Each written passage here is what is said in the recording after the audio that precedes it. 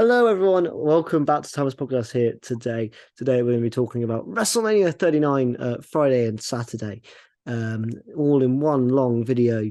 Lots of wrestling. I think on the whole, 14 matches. I think 15 actually, if you count a couple of surprises on the card that did pop up throughout the two nights. Of course, I'm joined here once again with John. John, first of all, thoughts on WrestleMania as a whole, leaving it now, obviously being a bit sleep deprived, I assume, as every British wrestling fan is, or anyone around the world that isn't in the US, I suppose, in some form, is a bit sleep deprived. So, what's your thoughts on Mania? I think it was a tale of two halves. Yes, I agree.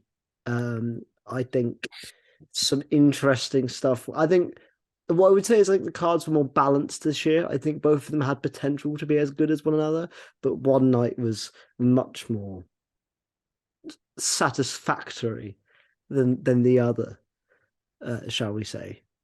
I think is the way I would describe it. Should we just jump on in chronological order? Yeah. That's So we start the show on Saturday with our host of WrestleMania, The Miz, and his co-host for the weekend, which I thought this was just going to be in this segment and then he'd piss off, but no, he was there all weekend. The dog father of WrestleMania, Snoop Dogg, was in town this weekend. He was in Tinseltown, the DOWG indeed. and maybe the MVP of the whole weekend. That there is potential for that to be the case. But we'll get into that. But we start off with Austin Theory versus John Cena. Mr. A-Town Down is going to take on my favorite wrestler of all time and possibly the most wholesome man of all time. Comes out with the Make-A-Wish kids. What an entrance! What a start! Really, really nice stuff. It got me. It's a weird thing to say, but that got me in a false sense of security. I was like, he must be winning now. He's literally come out on the ramp with Make-A-Wish kids. They're not going to make him lose. But that douche theory, after a bit of solid 8 to 10 minute of wrestling, nothing spectacular, nothing special. Johnson hits the five moves of doom, kisses the crowd before hitting the five knuckle shuffle. Goes for the AA. The referee gets hit in the process. Low blow to Cena, A-Town down, and Austin Theory is still your United States champion walking out of Mania. And people are maybe thinking that this is John Cena's last ever match. It won't be. People are thinking with that kiss to the crowd out before the five knuckle shuffle, that was it for Cena in WWE. John, your thoughts on our opening match here? Yeah, this was surprising. In terms of the outcome, certainly it was surprising. I don't think either of us were expecting Theory to retain. No. It wasn't an unpleasant surprise. Yeah. I think that we will get onto maybe one or two results later on that where you can't really see why that's playing out the way it has. But no, where this one was concerned, it was a surprise. But I mean, clearly they've got a direction they want to go with Theory, and I think it does him. Obviously, it does him no harm and a lot of favors to retain over somebody of Cena's caliber. So yeah, it was a decent little match. It was a nice opener.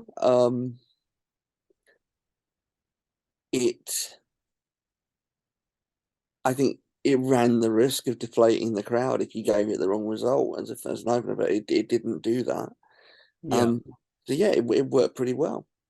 Yeah, I thought so too. I think the issue is that if Theory was going to win, I would rather him win cleaner than he did because I think it doesn't serve the story. Obviously, the story going into it was Theory is not good enough to beat John Cena. And it's about Theory proving the people wrong. And even though he won the match, he still didn't win it clean. And I know we're not going to turn Austin Theory face, but realistically, this did nothing for anyone. He didn't beat John Cena. He cheated to beat John Cena. He keeps the belt, sure, but it doesn't really help him any more than just I think there was a better way of getting the result. Like I say, I'm not mad at the result. I like Theory as US champ.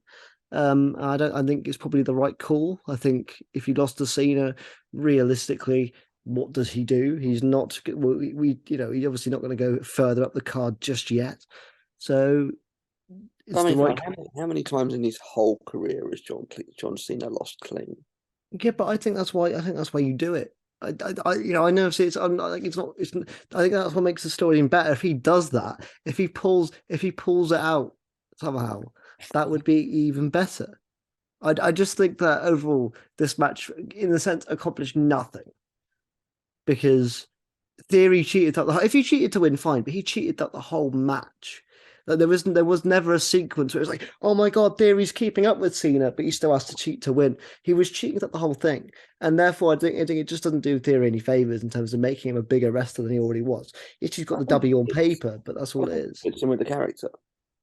Yeah, I guess. I guess. Obviously, I hate. Give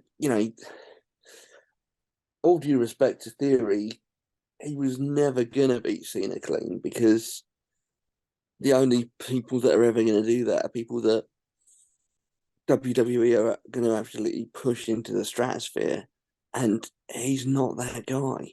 I mean, even Roman didn't beat him clean, I suppose. So maybe no one beats him clean. Um, but let's not say I put it in the room then, John. Do you think this is Cena's last hurrah? I certainly don't. I think I think he'll always come back. I think you never say never. And I also think if it was his last match, I think there would be a definitive "this is it" sort of vibe. I don't think they would announce it and that would be that. Like even you mean you look at Edge, who I think is 4 years older than Cena, and he still pops in from time to time. Yes, he's a bit not as busy as Cena, but if Edge can still go after breaking his neck, I'm sure Cena wouldn't mind showing up once or twice a year and putting on a match. Yeah, So exactly. He'll always be around if they need him. But let's move on to possibly the most surprising match of the weekend, in my personal opinion. I also have to shout out special commentator Titus O'Neil for this one. It's the Street Profits, Strowman and Ricochet, Alpha Academy, and of course the Viking Raiders in the WrestleMania Showcase Fatal 4-Way match. And I was a bit underwhelmed when I saw the two people in the ring, and I was like, I hate these rules. It makes no sense. Why isn't it a Fatal 4-Way with four people in the ring and one member on the outside? That's just how I always think it should work. I think the tagging system's a bit weird. But thankfully, within about 2 minutes, everyone's in the ring. They're all throwing shit at each other. If I remember correctly, Gable hits a wonderful German suplex on Strowman, which was absolutely incredible. You have Ricochet doing some acrobatic brilliance, changing direction in midair. You have the Viking Raiders moving way more faster than they should ever do at their size. Strowman did his weird train thing, I guess. And the Street Profits ended up winning with a frog splash to the back of, I believe it was Ricochet who took the pin, if I'm not mistaken. And the Street Profits are your winners. What a 8 minutes this was, John. This was fun. Yeah, I mean, I'm still of the view that actually this match should have meant something. Like why not make it for the number one contendership or something like that? That I'm still kind of struggling with the fact that it's just a match that exists without much sort of consequence to it. Yes. But yeah, it was good fun. Yeah, it was good fun. It was a decent match. It did exactly what they named it for. It showcased the talent that was out there, and yeah, I thoroughly enjoyed it. Yep, I have to agree. I think the right team won. I think, especially after Cena losing, I think you need a good feel-good win. And yeah, I think this was the right team. I like Strowman and Ricochet. I like to see them win the belt. I like the fact that Titus O'Neil was just completely baffled by even the concept of the Viking Raiders. Which is brilliant. Titus O'Neil, by the way, MVP, another MVP of the weekend. Especially during the match he was on night two, had some of the best lines of commentary I've ever heard. We'll get onto that. We will get onto that, but Yeah, like they were describing obviously who Valhalla was, Nikki Cross, and Michael goes, apparently she speaks to the gods in the underworld that tell the raiders what to do, and he goes, right, okay, what is that? All right, what's this? I think it was brilliant. But let's move on to speaking of matches, which is too good than what they deserve, what they should be on paper. Let's move into Logan Paul versus Seth freaking Rollins. Entrances of the weekend for me. These guys had the like. This was like an entrance fight off. I'd say. There is another match which on night two could potentially beat that, but for me, seeing Logan do the Shawn Michaels thing, so egotistically wonderful. Coming down with the bottle of Prime, which we'll get to. And then Seth Rollins coming out to the orchestra, or the inductor, coming out in doing that with the crowd and stuff. Just doing really good stuff. Getting the song sung before it's even on, and just Logan's so good, by the way, because while this entrance is going on, he just looks bored in the ring. He's just there, like shrugging off the crowd, singing Seth's song. Really good stuff here, though. Of course, we get some of the famous moves by each of the wrestlers.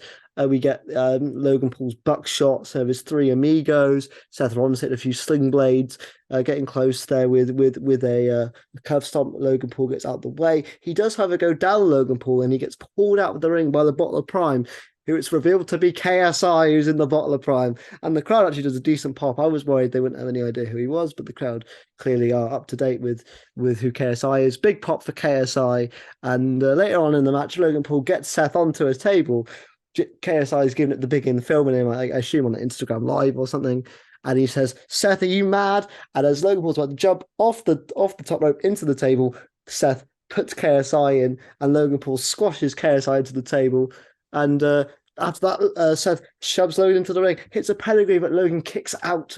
And it's not until Seth hits a stomp and the 1, 2, 3 that Seth Rollins finally wins a match on a pay-per-view and takes the W in a really, really, really good match. Again, Logan Paul was too good at this. He's too good. Yeah, this was a good match. The entrances were great. This was a good match.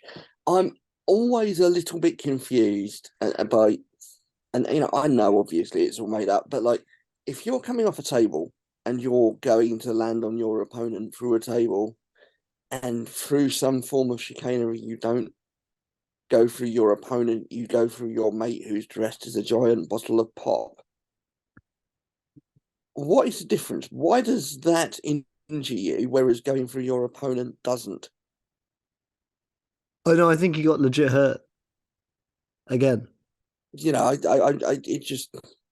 Oh no, he got legit hurt again. He did the spot that blew his ACL out and got hurt again. I think he's bandaged up again. So that is a shame. But in terms of how they normally script these things, that is something that would normally happen in terms of a scripted wrestling match. It's never made sense to me.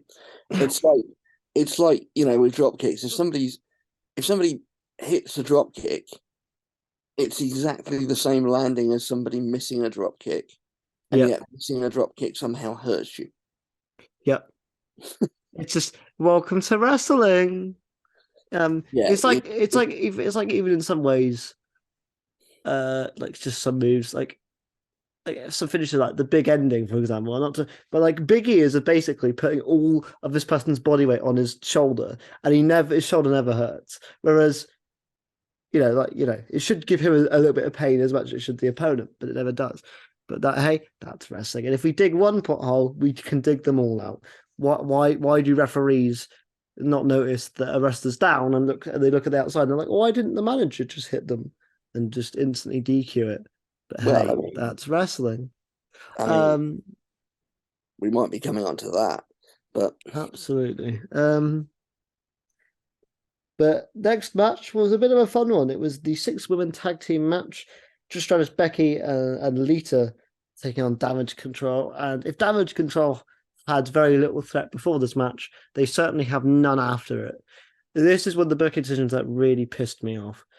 I don't understand why this group is a thing with these talented wrestlers in it if all they're going to do is lose all the time. I You're just don't. And upset that your girl Dakota Kai lost. no, I'm upset that all of them lost. You look at, they have no threat now as a unit. They just don't. They just don't. It's a fact. It makes no sense to me. Having Trish in that match, I know it's Trish, but that is the perfect person to pin in that match because she's not going to do it. She's not going to be there. She's not currently holding a title like Lita is. Do it. Look, I think. Yeah, I mean, Damage Control needed the win out of this, and obviously they didn't get it. And I guess there is a kind of where do we go from here thing with it. I can understand why the decision went down the way it did, especially with Becky getting the pin. Because let's face it, Becky is as over as fuck, and it should theoretically be one of those feel-good moments for everybody. But there is a question of like, well, where does it leave the losing team? What is even the point? It may no like why this may as well have been just a tag team title match with Becky and Lita. I know they want to get Trish on the card, make a referee. I just like overall, I get it's Mania, and sometimes things happen at Mania, and you go, oh, yeah, it's fine. But that would be the case if Damage Control haven't lost everything beforehand anyway. Like when they arrived at SummerSlam last year, it was the coolest shit because you're like, these guys are going to shake up the division, they're going to win stuff. And then, okay, then won the tag titles, which unfortunately mean fuck all because there's only one other women's tag team in the entirety of the company at the minute on the main roster. So it doesn't really matter that they've won those belts, unfortunately. I mean, even our champions now are people that got put together last month and have zero chemistry together. Yeah, they're two very cool wrestlers. That's about it. And we'll get on to the state of the women's tag team division when we talk about night 2. But just it infuriates me that they had such a cool idea with 3 brilliant wrestlers who, Bayley went away for a while. She brought Dakota Kai back from being fired in storyline, and she brought Io Sky up. And Triple H with people has done nothing with it. It's done nothing. It baffles me. I think the only saving grace from this could be if it does actually go somewhere. If all of a sudden tonight on Raw, Bayley comes out and goes, right, we need something different, and you get a couple of girls coming from NXT or whatever, step up from the roster and join Damage Control. Yep. I think that's the only way that this makes sense if it's actually leading to something. If it's like, right, we've got some new recruits coming into this group. Or just split them up. At this point, start with fresh, split them up. They're all talented enough on their own. Like at this point, the group's there's no point to them. I like to point out the match really fun. I've complained about the result. The match itself was fine. It was a solid, fun 6 woman tag match. Absolutely fine. Fun moments. Trish was electric out there. The crowd obviously liked her a lot. Trish is a superstar. It always has been. But yeah, I think overall, it's one of those things that did more harm than good. I think overall it was a fine match. Realistically, there are other people I'd like to have seen on WrestleMania. I would have liked to have seen different versions of this match on WrestleMania than the one we got. But anyway, let's move on to a match that was very good. Sponsored by Cinemojis, it's time for Dominic Mysterio taking on Rey Mysterio in another one that could be entrances of the Mania for me. You have Dominic Mysterio coming out to a short film and being released from prison, coming out with police officers through the crowd into the ring. And then you have Rey Mysterio being driven to the ring by Snoop, listening to one of Snoop's songs. And he gets into the arena.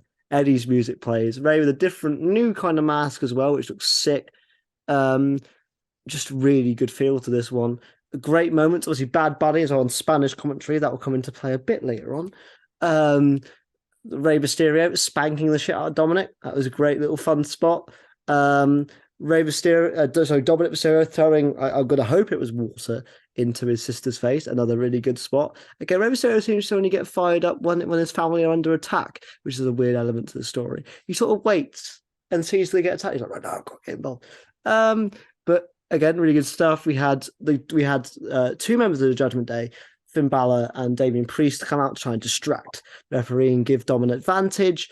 Rey Mysterio is about to get the result when Dominic pulls a chain out and is about to use it when Bad Bunny goes, no, takes the chain, which allows Rey to hit the drop kick to the back, which I know has a name, but I can't remember it currently. Hit the 619, hit the frog splash, 1, 2, 3. Rey Mysterio wins. What a match. Genuinely, this is the opposite of the last 6 months. This did a good thing for Dominic Mysterio. This did well for him. This served him quite well. I think this was always gonna be good in terms of storytelling. Because the story's already there. It's already been told. I think the big question would be over what quality of match it was going to be, and it absolutely delivered on that. I admit, in terms of the entrances, I was a little bit confused by Dominic's entrance. I was like, well, he's not in prison anymore. Why is he leaving prison to go back to WrestleMania? Has he actually been in prison for the last 4 months and they've been giving him a fucking day release every Monday, Friday, and every 4th Saturday to go and wrestle? So it's like, prison changes it, man. I don't think so. And then all these references to I did prison changes. I did hard time, and obviously whenever somebody goes, I did hard time in a wrestling context, I just get the Big Boss Man's original theme tune in my head. It's just, if you're ever going down to Cobb County, Georgia, serving hard time. It's just like, so I was a little confused by the entrance, but yeah, I mean the match was absolutely quality. Right result. I think it does Dominic no harm to lose this one, and Ray's never going to lose it on his own Hall of Fame weekend. No, and I'm very happy as well. They didn't do one of the obvious choices, which was just turn Dominic face afterwards. I was kind of worried. Yeah, too much. There's too much going on for that. Obviously, we will get there. I think we will get that handing over at some point. I think Dominic will take the torch at some point, because I don't think Ray's done just yet. I just don't see it. I think he might slow down, but I don't think he's done. I don't think he's finished. As far as I'm concerned. So I'm sure there will be a moment where they reconcile before Ray is up in WWE. But this isn't the time. Dominic is currently on riding a wave as a heel, and if Dominic was to win, I wouldn't have been against it. I wouldn't have been like, that's the wrong decision. Maybe like one match later on in the weekend. But I thought that overall this was the right decision at the time. I think given the way the card was going as well, I thought it made sense. But also after this, we got an announcement about next month's pay-per-view, which I'm very excited about. It's going to be in Puerto Rico. It's going to be hosted by Bad Bunny, which I always like these shows when they're at different places. Obviously, Money in the Bank's in the UK, but tickets sold out within 20 minutes. So great. We really wanted to go to that, and it was sold out in 20 minutes. Well, great. This is why I know they can't do it. This is why they do more than one show a year in the UK, even Canada to an extent, because there's so much appetite for it. But they just can't, which is a shame. But yeah, and then we move on to the obligatory announce, like Ed says, the attendance stuff, and it was Miz and Snoop in the ring again. And I think it's like 80,000 or something, so it's probably like 75,000 because they always up it to make it more dramatic than it is. And then for some reason, Snoop's like, "Hey man, why aren't you wrestling tonight?" And the Miz goes, "Well, I did put an open challenge out on TikTok and Twitter and Facebook." And then suddenly we just hear Pat McAfee's music. I know people are like, "Why is it Pat McAfee?" But as John knows, I'm a big Pat McAfee fan. I'm like Michael Cole. I'm there going for it. Essentially, Pat McAfee calls him up for being a little bitch, and they have a 3 minute match. Or the Miz in this very nice suit, which you find out tomorrow apparently cost $10,000. And Over $10,000 apparently. Yeah. over 10,000. I wonder where he gets it from. But apparently over $10,000 that suit cost him is, and Pat McAfee wins with the help of some footballer. Again, some nice athleticism shown by Pat McAfee. It was a nothing match, really. It was just, I think, to die down the crowd, because our next 2 matches were really big, and we've just had essentially 3 back-to-back good quality wrestling matches. So we did need a bit of time to kill the mood, and this was kind of the perfect thing for that, I guess. So I'm not too mad about it. Obviously, would I have preferred someone who wasn't on Mania to probably get that spot?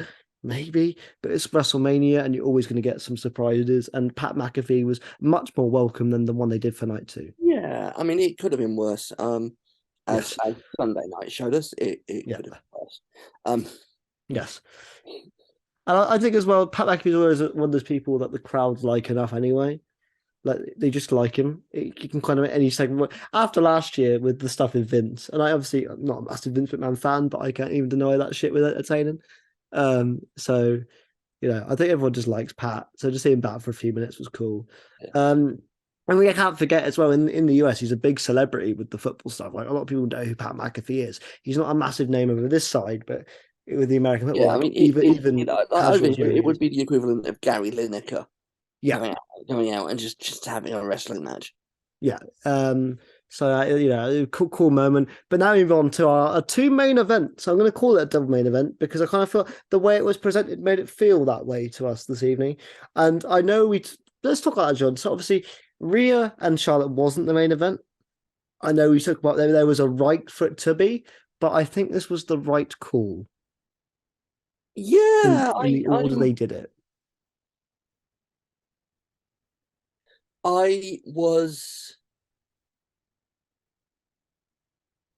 a little uncertain on the night as to whether it's the right call.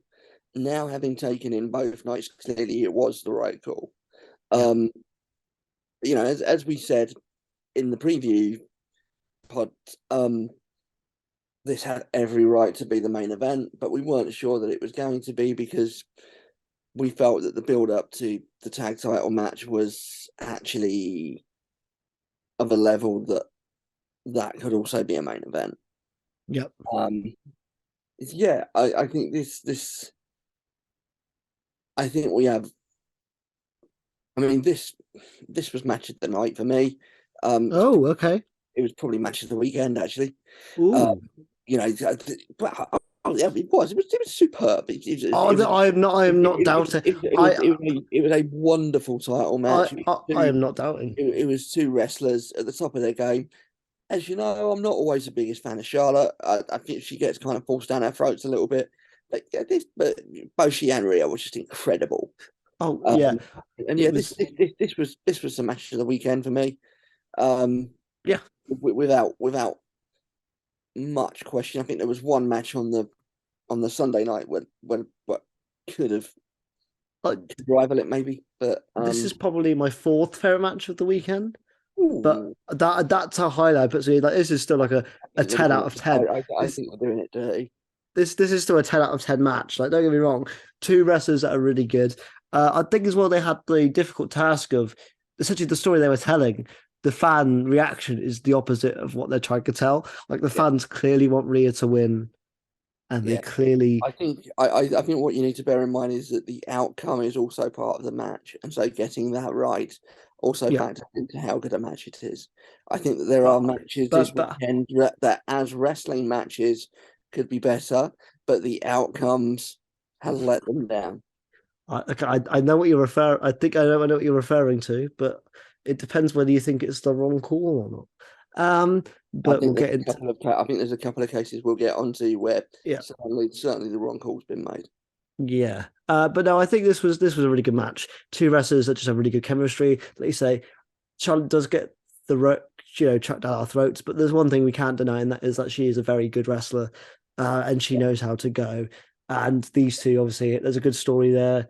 This was much more, for me anyway, the much more anticipated women's title match out of the 2. No disrespect to Asuka or Bianca, but this one.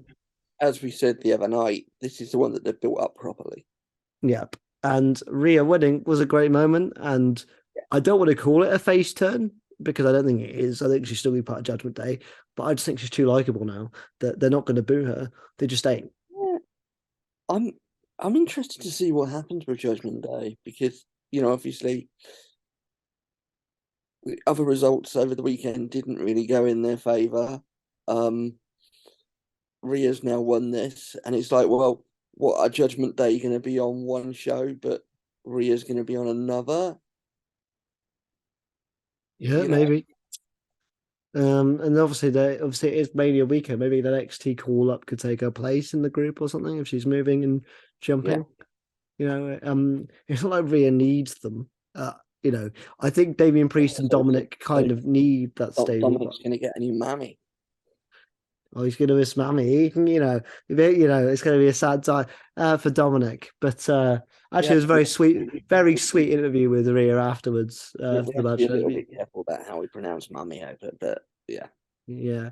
Very sweet interview with Rhea out of character, actually. She was saying how proud she actually is of Dominic just for having that moment with his dad and how she got to win the title and stuff. It was actually a really sweet interview, and you can tell there's a good friendship between the two of them there out of character and stuff. And it was a really nice and sweet interview.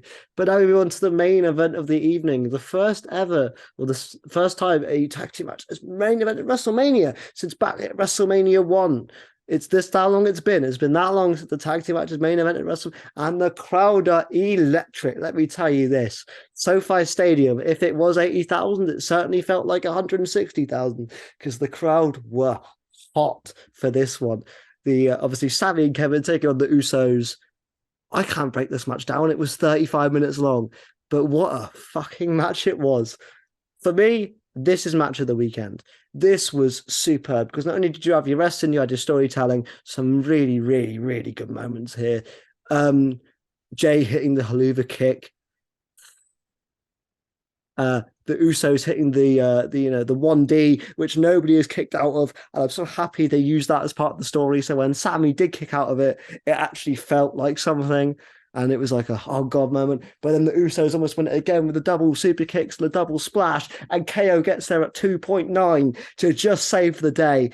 And then the ending, the symmetry, the storytelling.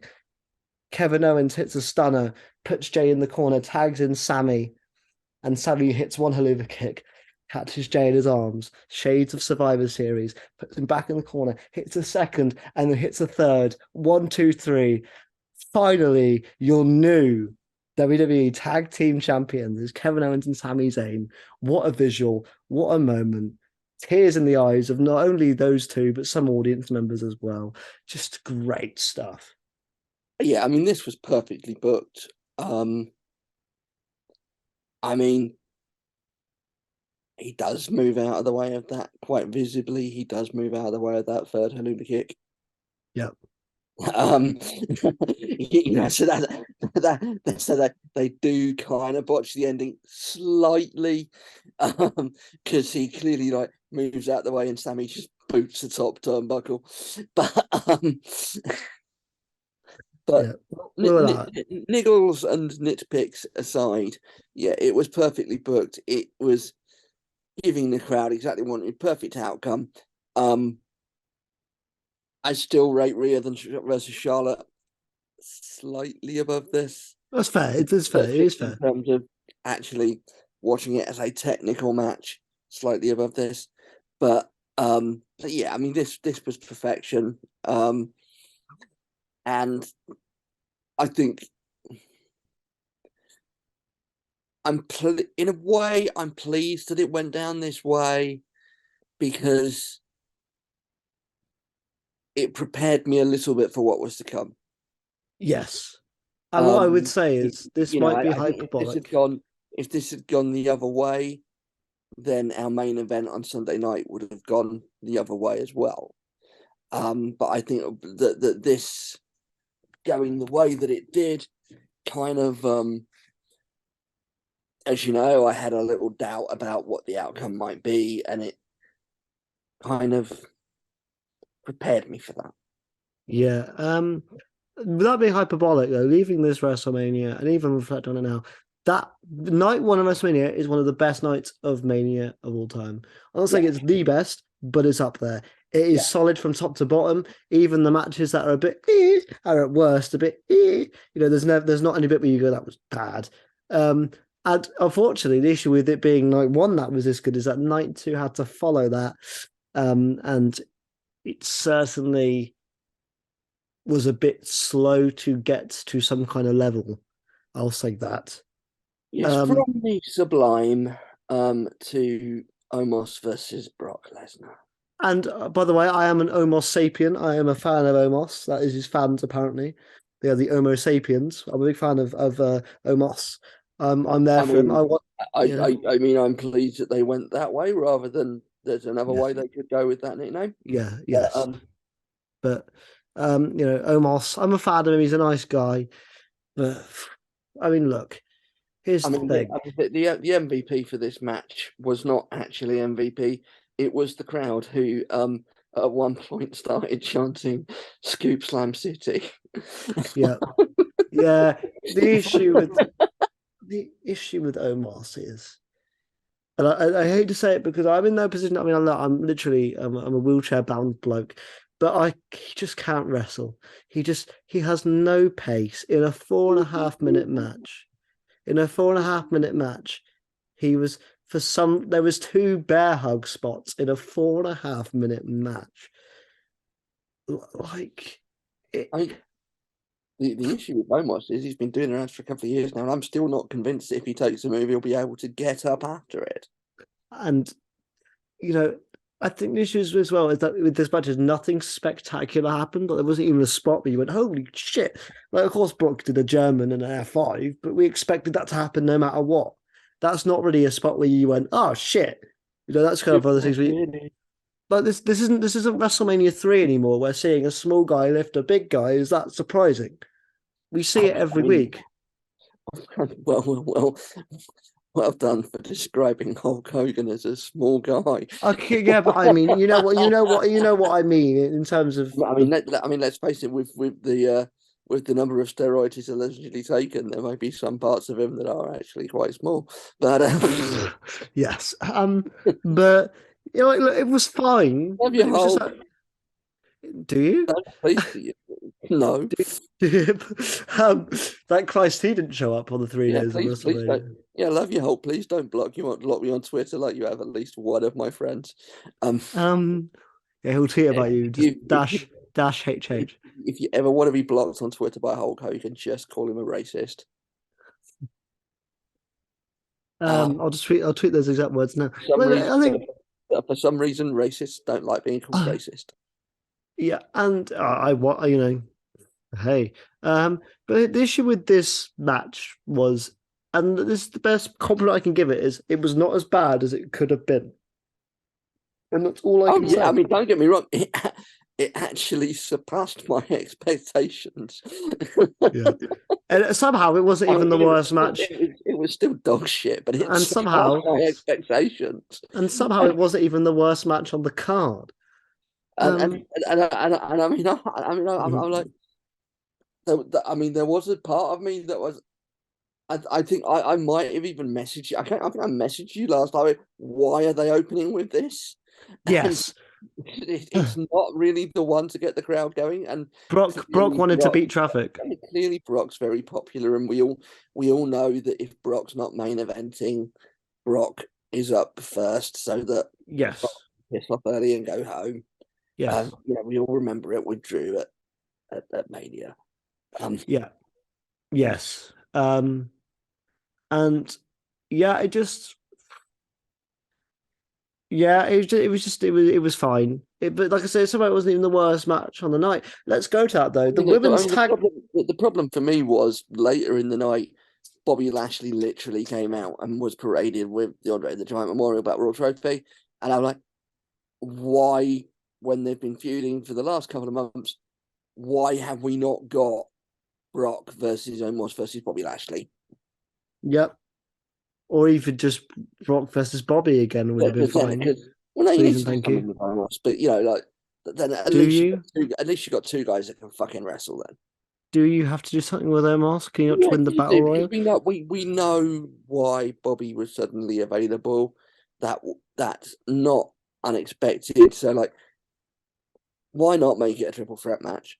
Yeah, I don't see why not. But I mean, I guess that was the reason this next match happened. And the worst match of the weekend, in my opinion, the women's tag team showcase match. Sonya Deville and Chelsea Green versus Natalia and Shotzi versus Morgan and Raquel Rodriguez, Liv Morgan and Raquel Rodriguez, sorry, and Ronda Rousey and Shayna Baszler. Like we talked about the state, I was alluded to the state of the women's tag team division in WWE. This wasn't the showcase actually. Well, it was, but it wasn't in the showcase in the way they wanted it to be. This shows how bad it is. I The mean, crowd nothing, I couldn't mean, give a fuck. nothing with my girl Liv is going to be the worst of the weekend for me. But yeah, The this was crowd, for me it was the crowd because you literally could see the crowd in the background walking and going for a piss. Like genuinely, this is but like and this is entirely the writing's fault because if you maybe will give a shit about these teams, or if in fact they were actual tag teams, it would make sense. But they weren't. They were thrown together, and I mean, that's the issue. it's part of the issue. The other part of the issue is that it was pretty Bad. obvious who was going to win this, Yeah. and nobody gives much of a fuck about the team that are going to win it. I'm sorry. Ronda Rousey leaves me cold and Yep. always has. And actually, the crowd gave her a half decent pop. I But, did. Yeah. Did they give the song? Did they give the song a pop? as we've said before, Shayna Baszler is wasted in the women's tag division. Ronda Rousey Didn't care. Didn't stop care. stop trying to force her down our throats. Um, yeah, she's on big money. Yeah, you need to find something for her to do. Put her against Shayna. Yeah, give us something that we care about. Like the issue is she didn't like she didn't even take a bump. She didn't care about the. It's very clear that there was a lot of politicking behind this match because she didn't take a bump. She wasn't in the match. All she did was put an armbar at the finish and win.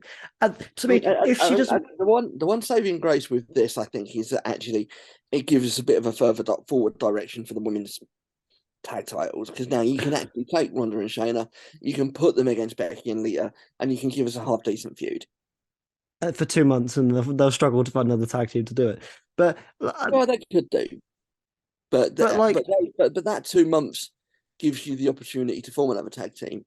yeah, Yeah, we can complain about singles wrestlers pushed together, and okay, I know it's a slightly different scenario because there's more history, but we have just been waxing lyrical about the other title match, which was won by two singles wrestlers who have been pushed together. it's a bit. Come on, you can't. You're half right. As I say, it's different because there's more history, but it is Yes. still more. It is still more two single wrestlers to push together. That can work. Yeah, it can. But you need to give it time to tell the story. I mean, Liv and Raquel. You can Could make a work. tag team. You can make a tag team of them. They've Mhm. got chemistry. The whole powerhouse and risk taker. It works if you take the time to actually build a storyline around it. So I've no issue with throwing two singles wrestlers together to form a tag team. They did it with Alexa and Nikki in the past. It worked. Yeah, I think. It's about the time that you give to the story. Yeah, I mean, look, any match with Natalia isn't going to be very much on the card. And no offense to her, the issue with she's got the same thing as Charlotte is that she's absolutely fine. It's very inoffensive. She's just a bit dull. But Yeah, we move on. I'll avoid commenting on Natalia because I'll say something inappropriate. Yeah, but this thing we go for a bit of whiplash here for me. She is the best tag team in the women's division. But there's a bit of whiplash for me because we go from the worst match of the weekend to the best match of the weekend, which was the Intercontinental Championship match between Gunther Sheamus and Drew McIntyre, with, of course, Mr. Millions of Dollars on commentary, and the best commentary calls of the weekend by Mr. Titus O'Neil. He's back for this one for some reason. And this was match of the night. This was match of the night. Superb storytelling. Titus on commentary was brilliant, although he kept saying, "Call the cops, call the cops." I'm sorry, but if you're a black guy and you were being attacked by one of those white guys, you would not be calling the cops. You know what would happen, particularly in with LAPD.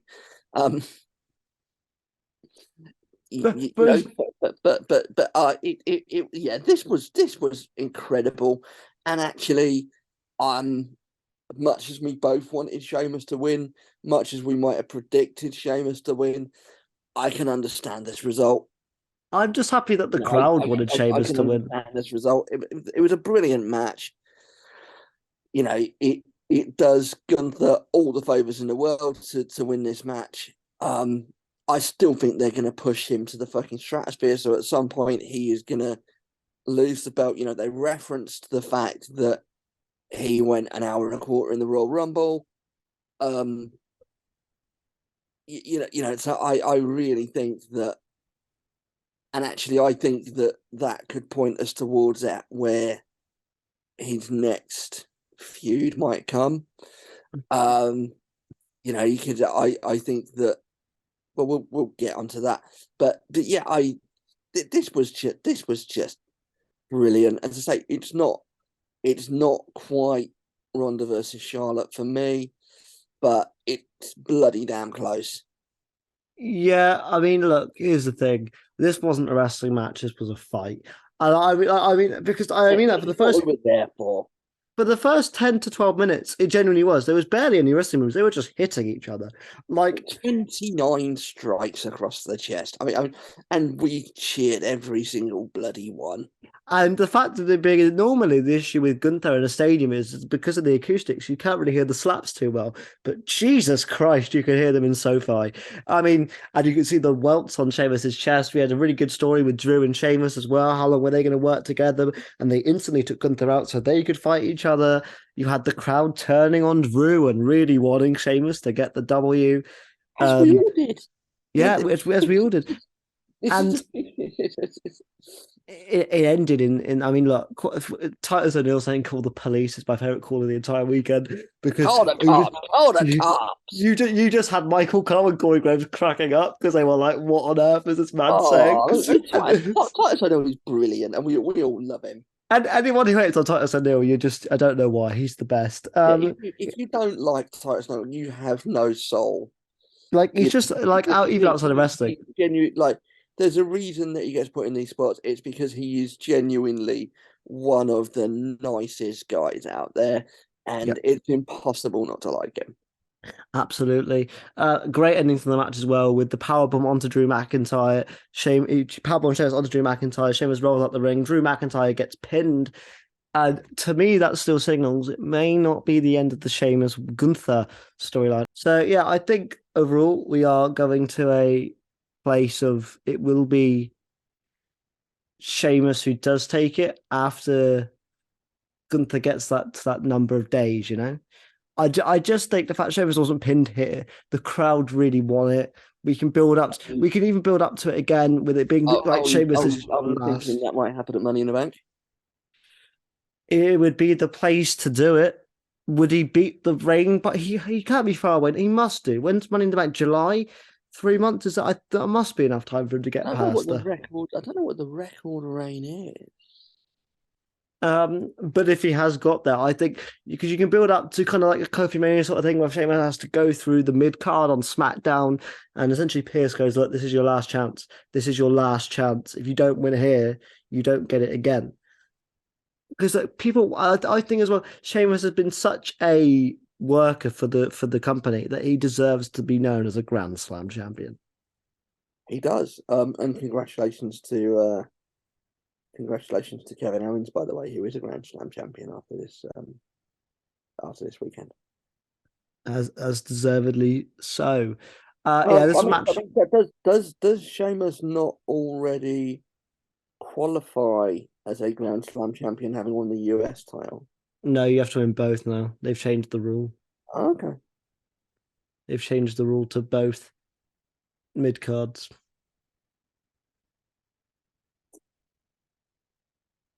But yeah, no, I think overall Gunther winning, I'm not mad at it. I think it works. I think there's still a lot of people I'd like to see Gunther have a go, have a match with. Um, and at the end of the day, he's brilliant. So why not? Yeah, I'm fine with it. I'm just Also, I'm just literally looking at the Intercontinental Championship. and shout out to Ridge Holland for the best of those film trailer scenes that he did for the weekend with the 40-year-old virgin scene, where he gets his chest waxed.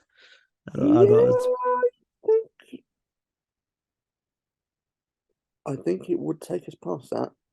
It's currently 454 days, so it'd take us bloody close. It might be just short, or Maybe it could be just over. maybe SummerSlam. If not Money in the Bank, I SummerSlam. mean, they could even make a storyline of that at Money in the Bank. Yep. And yeah, overall, my match of the night and the entire weekend. I think this is where I can safely say WrestleMania Night 2 felt like WrestleMania.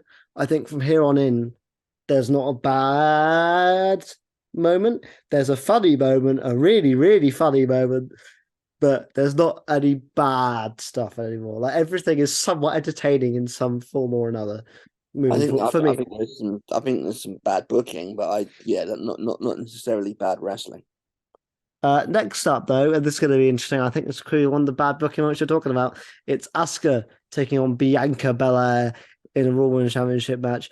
Another great match, and for me, the right decision. Just a second. This was my favorite entrance of the weekend. Actually, Oh, Bianca's entrance is my favorite entrance of the weekend. yeah, and I think overall, especially when you hear, I don't know if you've seen the clip, but the contortionist girl who went down with Bianca, her mother passed away that morning. And that to me, and they said to the girl, look, you don't have to go out. And the only reason that girl went out was because apparently she didn't want to let the rest of her troop down. So fair play. Like that is a Triple H. Big shout out to the Divas of Compton. I think they were called. Yeah. And over, Brilliant. yeah, and overall, I have to say as well, I'm not joking when I say this, genuinely better dancing than some of the paid dancers they get sometimes at WrestleMania. Like, they were all in sync, they were doing their thing, and a really wholesome moment as well with Bianca coming out and doing that. I think it's really good.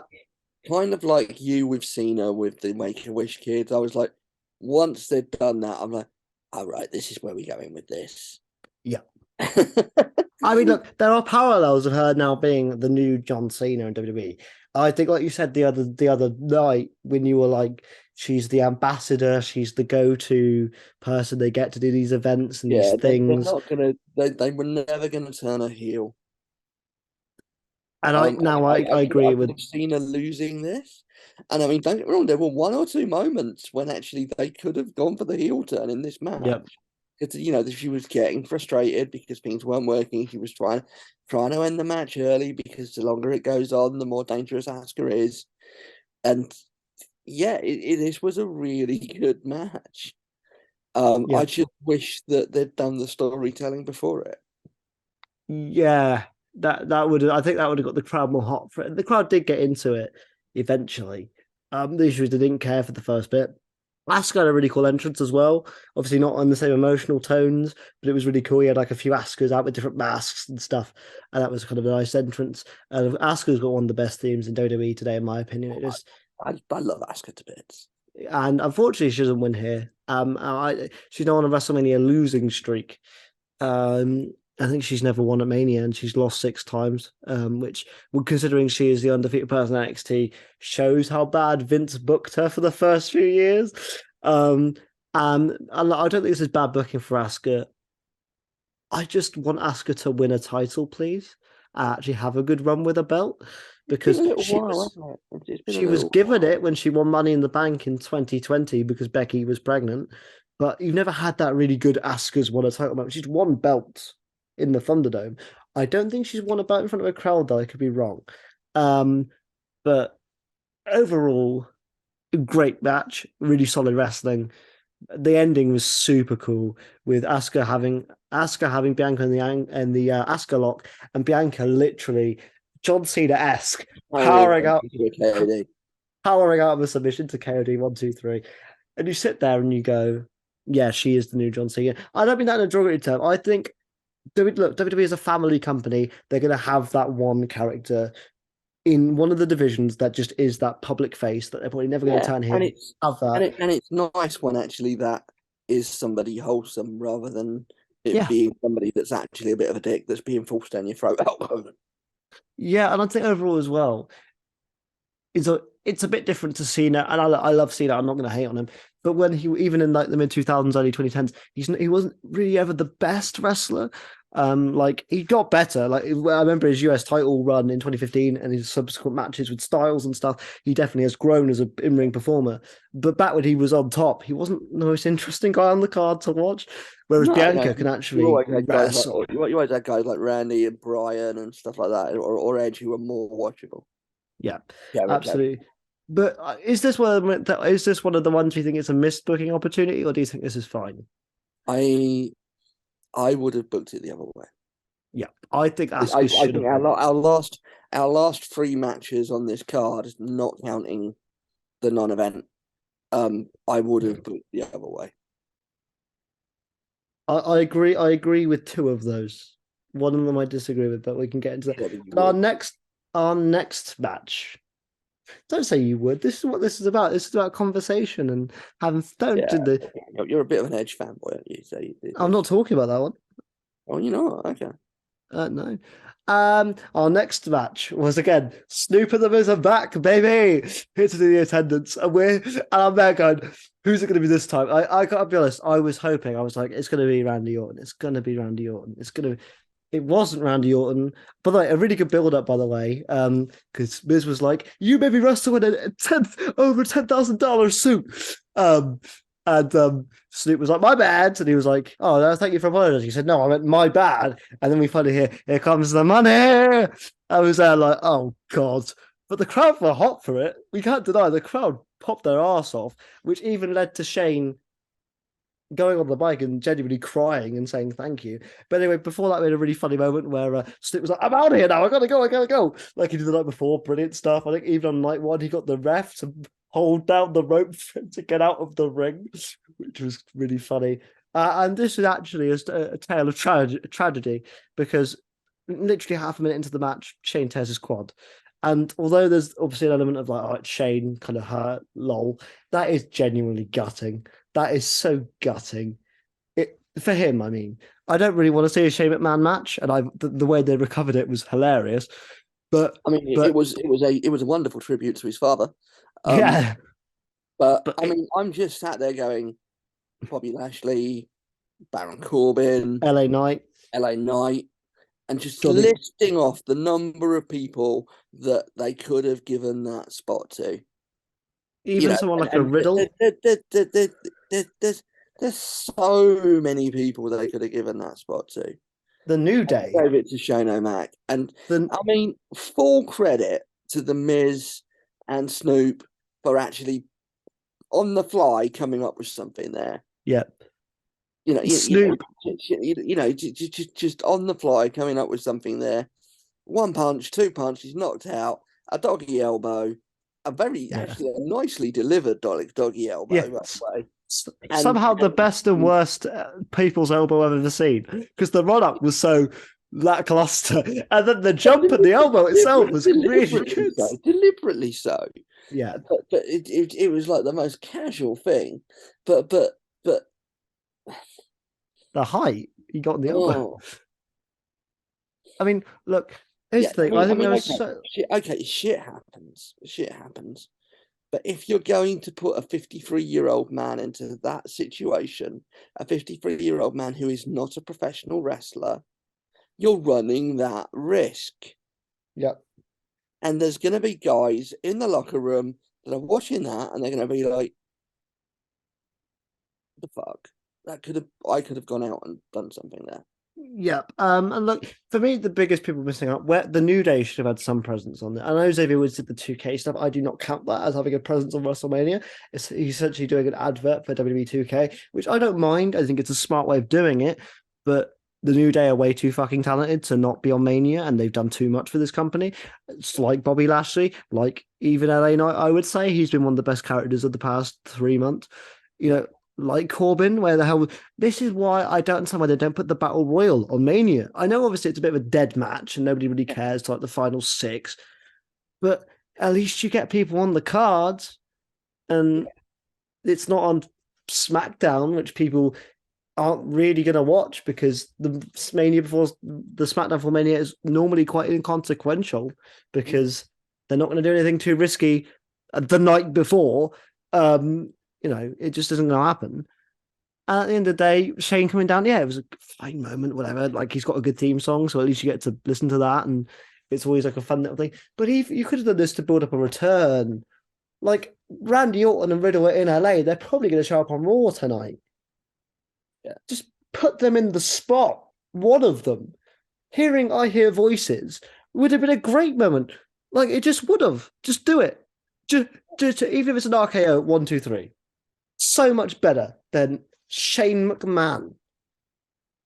And look, I don't hate Shane as much as everyone else. I think he's fine. Did he ever say his welcome? Yes. Should he have won that World Cup thing? Absolutely fucking not. But he's fine. He's fun. He can do some good stuff. Has the worst punches in pro wrestling, but we can get over that. But on a night where people are missing off the card, like John said, that's your spot to put them in if you're going to do it. Like you say, full credit to Snoop and Miz. Snoop was the MVP of the weekend for me, by the way, because he was just super fun in every segment, and you could tell he was having the time of his life. You could tell he was having really good fun. So it was good fun. But let's get back to some actually very good wrestling.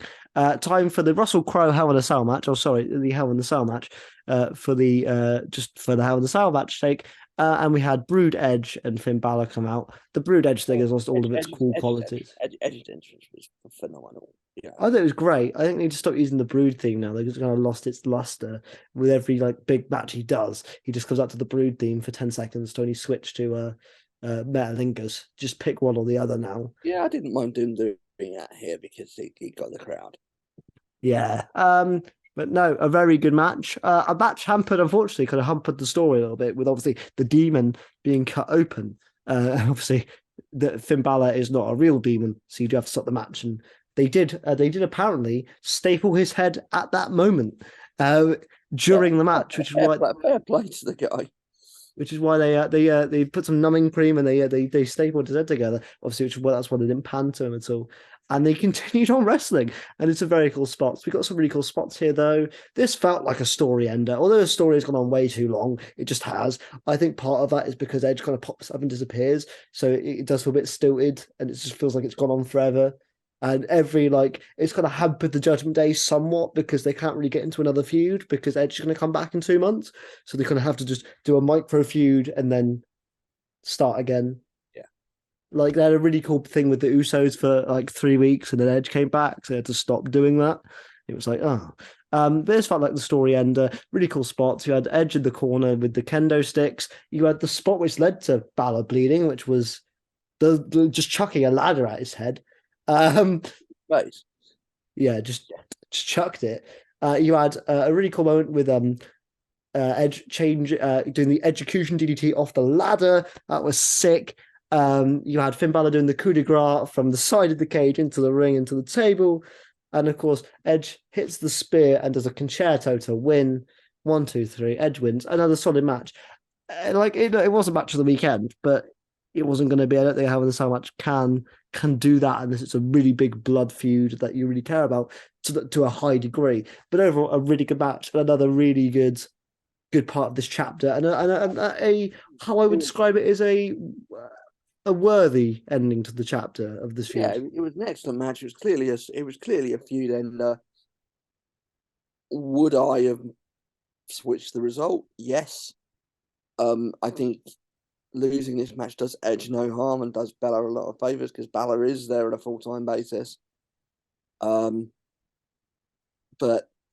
yeah, it was a good match. Yeah, at the end of the day, I can't disagree with you. I think overall, like it's tough, right? Because you sit there and it is one of the story. I wish that this was done at the Rumble. Realistically, just do this match at the Rumble and get the story done with. Um, but yeah, it was good. It was really good. It was solid. I think placement on the card was weird.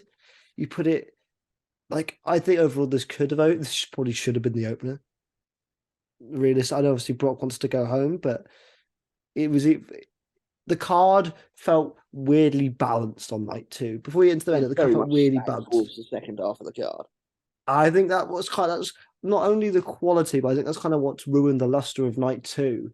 Was that I think if the crap matches are spread out across, I don't think people would have such a as negative opinion of night two in some ways, if you get what I mean. It's like if it wasn't a block of shit and then really good, people probably would have been like, oh no, do you know what? It was actually not as bad. But because it started off, the first hour was so blah, I think people go, actually, didn't really took too long to get going.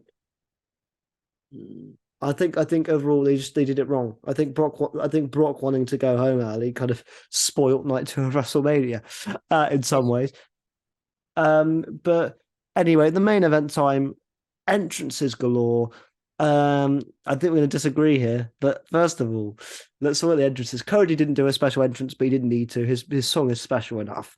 Hearing that "Whoa" in SoFi, having his family around, and of course having John Huber's son in the crowd as well. A touching moment, a great moment. And then we get to the ultimate villains entrance with the pianos. I mean, that was quality. So good. He's coming out. He's a million. He's just worth $1 million, isn't he? Um, then he comes out. We have a great stare down, great match. The crowd are hot for it. Everyone wants Cody to win. Solo gets ejected. The Usos come down after a ref bump. Sammy and Kevin come to save the day. Cody's about to win. Gets Samoan spike. Roman spears him 1, 2, 3, and obviously doesn't break down the match, but it's too much to break down. And overall, it's not a Hollywood story. Or it's not a Hollywood ending. WrestleMania goes Hollywood. Roman Reigns is still your reigning, defending WWE Universal Champion. And at the end of the day, you kind of go, shit, okay. It's one of those where we talked about we didn't you can never you never know with the Roman Reigns match, but I think we both believed Cody was going over, right? Like we both thought that was the case. We, how do you feel after that?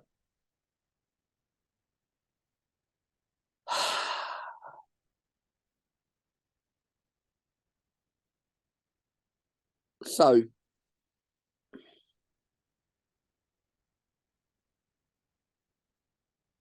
Roman didn't drop the belt to KO, and we all sat there and we went, well, that's all right, he'll drop it to Sammy, and that's a better storyline.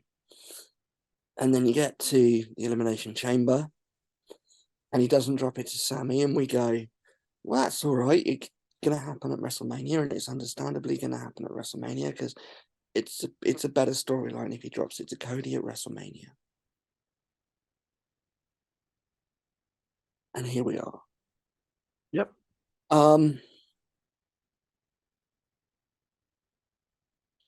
It's at a point now where it's getting beyond ridiculous. Yeah. I mean, we were talking about how silly it is that referees don't call things when they don't see them and somebody's clearly hurt. And then we were talking about how audible some things were in that stadium. Apparently, the referee could hear Solo Sikoa hitting Cody with a belt, but couldn't hear him hitting him with a fucking chair 10 minutes earlier.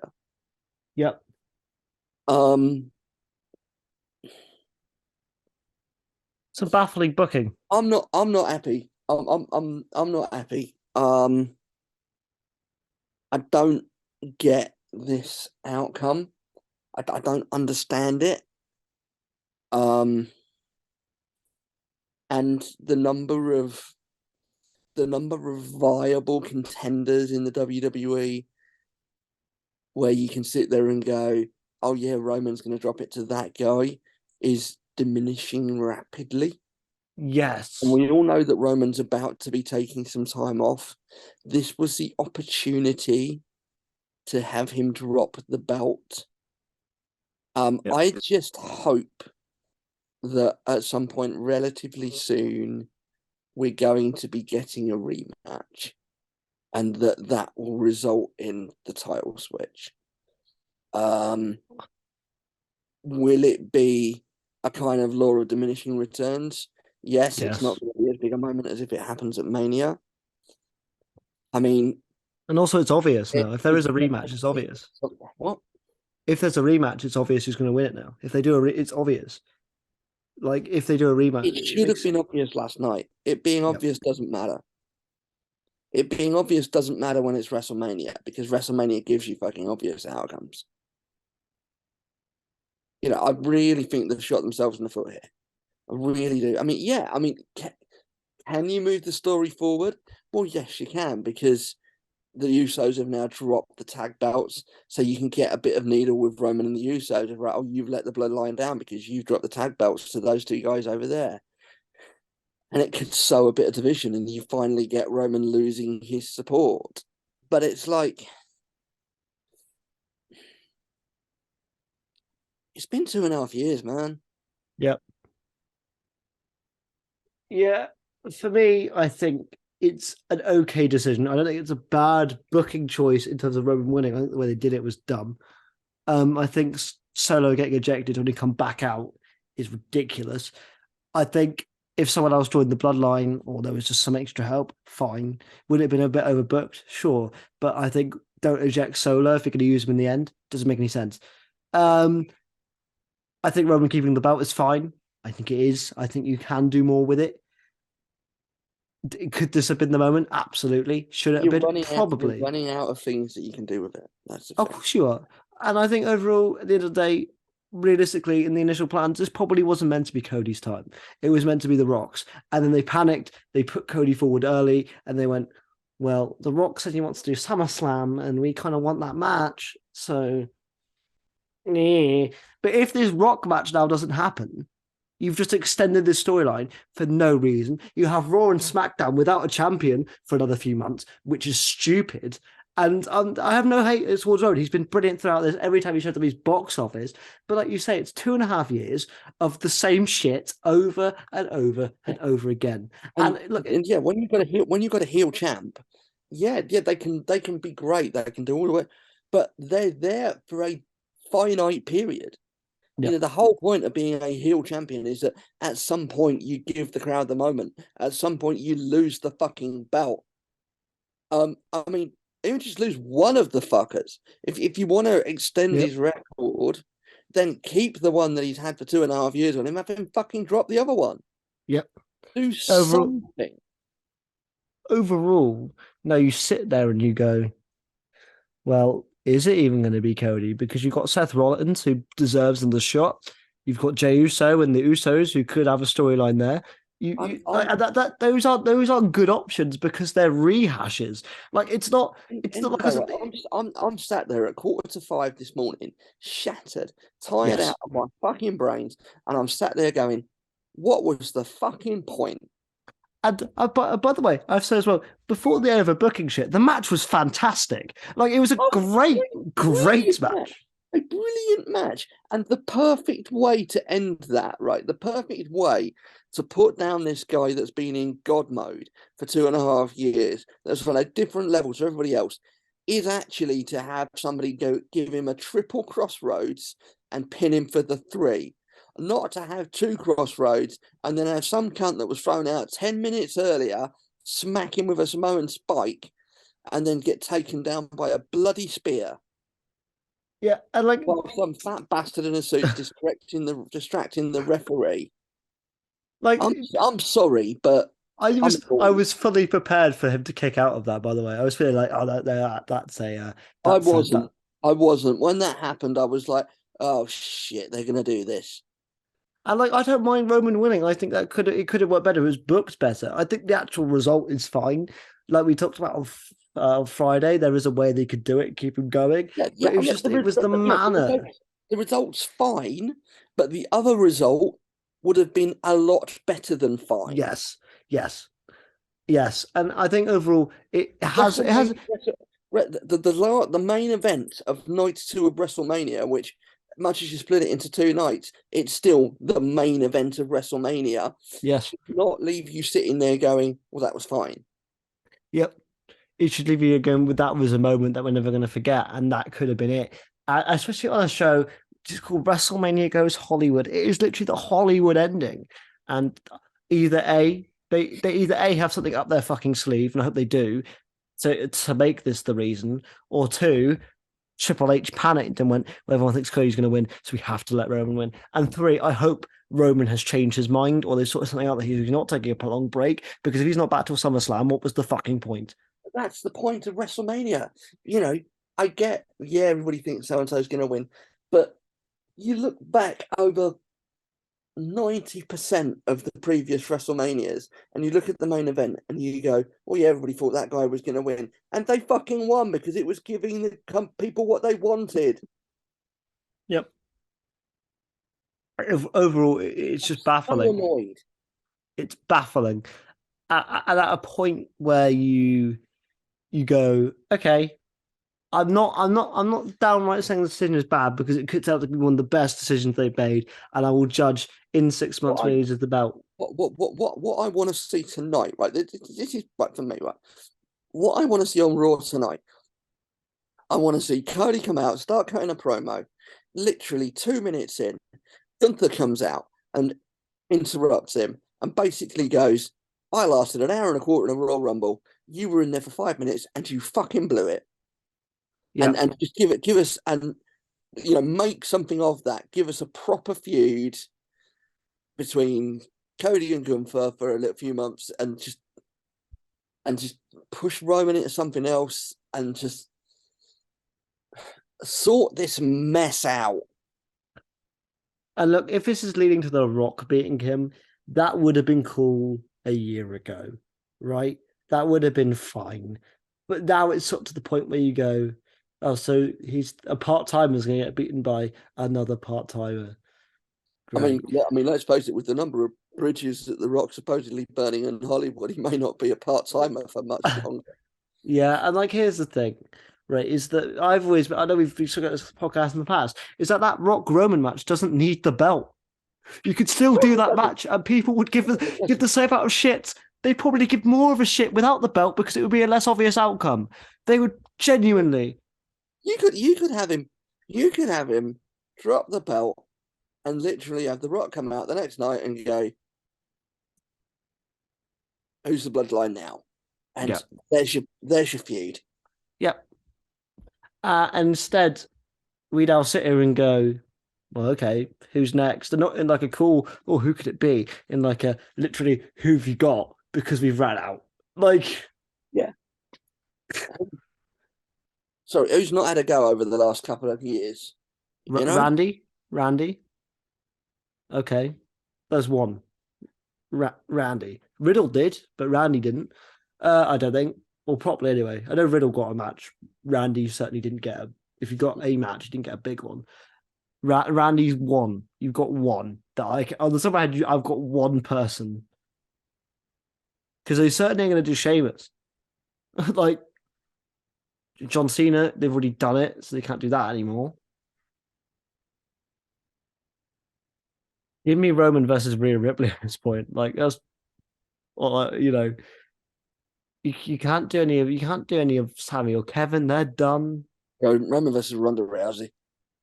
Oh, I'll have to make a match even more bloody boring. You can't do Brock because that's Omos. It's going to be Omos, isn't it? Oh no. No, it won't be Omos. But Johnny Gargano, I'd care about it, but nobody else would. Titus O'Neil should beat Roman Reigns in the Bloodline. That's what I want to see. Call the police. What? But anyway, after that quick rant, I've say WrestleMania overall was a really, really, really good weekend of wrestling, which unfortunately, when it ends on a bum note like this, kind of leaves you going. And like, look, here's the thing. How I would describe it is it was 90% pretty brilliant. Like, genuinely brilliant. However, that 10%. When that 10% is the last thing you've seen, it kind of leaves a bad taste in your mouth. And like I said, I'm not against the idea fully, but it would have been nice even if the match ended and we got some form of direction of where that was going to at least give the grip for the audience to be like, oh shit, this is happening. Do you know? But instead we're left here baffled going, well, he might not even be on Raw tonight. He might be gone for months. And we just don't know. And that's dumb. But I know what we're gonna get. We're gonna open Raw tonight with a probably really passionate, emotional Cody promo. And hopefully Cody gets something. But I just really want to see Cody and Seth go for the belt, man. That's what that's what I wanted, man. I wanted that to be the hook from Raw after Mania, but we ain't getting that. Look, when you even have to go to the depths of putting Roman against Logan Paul, that's just how you're running out people on your roster. And Logan Paul did a really good job against Roman, by the way. Let's not take back. That was a great match in Saudi. Fair play to Logan Paul. But I'm like, nothing's going to feel as special now. Because there's no first time wrestler anymore. There just isn't. There isn't a first time match now. You can do Seth again if you want. But Cody beat Seth 3 times. So if Seth then beats Roman, how the hell does that work? You know, I'm just tired. Something needs to happen here. Like, we need to leave Raw tonight going, okay, that's where they did it. And if they do that, brilliant. I won't be watching Raw. I'm going to go to bed. I'm tired as hell. But I will find out probably spoilers tomorrow because it'll be all over the internet, returns and stuff. There has to be some kind of direction now. Not at Money in the Bank, not in 2 months' time, tonight. Because the crowd ain't going to wait 2 months. They ain't. Backlash cannot be without Roman Reigns now. And he's not going to be there. He just won't. He won't be there. But he should be. Yep. And I'm not saying that in terms of Roman has a duty. I'm saying the storyline has duty for that to happen. Roman, of course, can do he doesn't have, he signed a contract, which WWE have signed. Roman is not in charge of creative. Triple H and his team have made that choice. And now we could be months without a champion again. I'm not blaming Roman here at all. I'm not saying Roman is letting the company down. He's signed that contract. They've agreed to that. That's not his fault. This is WWE tonight need to show us some direction. And if they do and it's great, then this was the most brilliant call of all time. We can all sit here in 6 months, 8 months after SummerSlam or whatever. Or even maybe next year's Mania and go, oh, please don't let it be another bloody year. I'm just saying. You know what I mean, John? You know what I'm trying to say? Is they can fix this, but I don't have faith that they will. You know, I mean, they made a list last night of the guys that have held the belt longer than Roman Reigns. And it's all going back 30, 40 years. And it's all going back to when wrestling was on telly about once a month. Yep. You know, there's a reason that you don't see long Reigns long anymore. Yep. And it's not like there's nobody that can carry the belt. It's crazy. It's baffling. But overall, I just say this is still a great Mania. I just have to, because if I didn't, it'd be disservice to the loads of people that work their asses off, and even Cody and Roman work their asses off. So I can't say it wasn't a good show. I can't say I wasn't entertained. At least it made me feel something.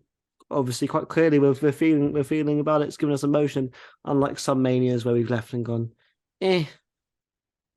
You know, this was a good show, especially night one. And definitely some really good elements on night 2. Overall, could have been better. But what did you guys think? Please do let us know down below.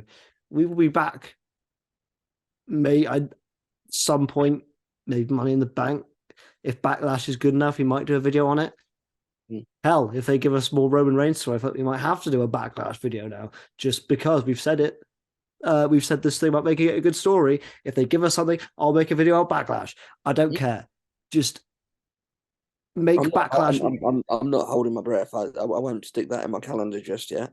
No, but if they do it, we'll be there. If not, though, I've got a podcast coming out for you next week. When is Backlash? Mid-May, May 8th, 9th, 10th on the 2nd. That's not gonna be the 8th because that's a Monday. 7th then. It might be 7th or 14th. Okay. Might be the 14th. But well, I mean, I'll tell you this now, WWE, if it's the 7th, then that will technically be the 8th UK time. That is my birthday. If you let me down on my fucking birthday, I am not going to be very, very happy at all. yes. Oh, there you go. The gauntlet has been laid down. But guys, as well, I do have a present for you. At this rate, I'm going to fucking go to the States and beat Roman myself. I'd pay for that. Well, you know, but guys, thank you all for listening to this. If you have got this far into the review, hopefully you have. Also, I've got a present for you next week. There will be an episode of the Toughest Podcast out. We filmed it back in November. It was for the Twin Dilemma. I'm going to put it up. The only reason I haven't put it up is because I didn't know if I'd be filming stuff soon. I didn't want to just put it up and then not put anything else up. But I feel like I might be coming back soonish. So I feel like it's a good time to put it up and hopefully yeah, I mean, involved. Tune in, guys, and find out whether we preferred the Twin Dilemma to WrestleMania 39 or not. Oh, I can tell I didn't personally, but you know, yes. So hopefully the podcast will be back soon. But thank you guys so much for watching. You can follow John at Jumbo_Cook. You can follow me on Twitter at AlexKing_Dom from the podcast at Talis Pod. You can click the link in the description to find all of the links to listen to the podcast in audio formats. And we'll be back very soon. Hopefully you guys enjoyed WrestleMania. I hope you had a good weekend. We'll see you all later. Take care. Bye-bye. Good night. God bless. Don't have nightmares. Do sleep well.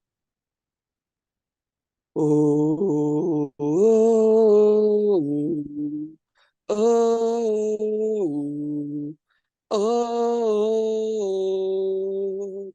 Call the police.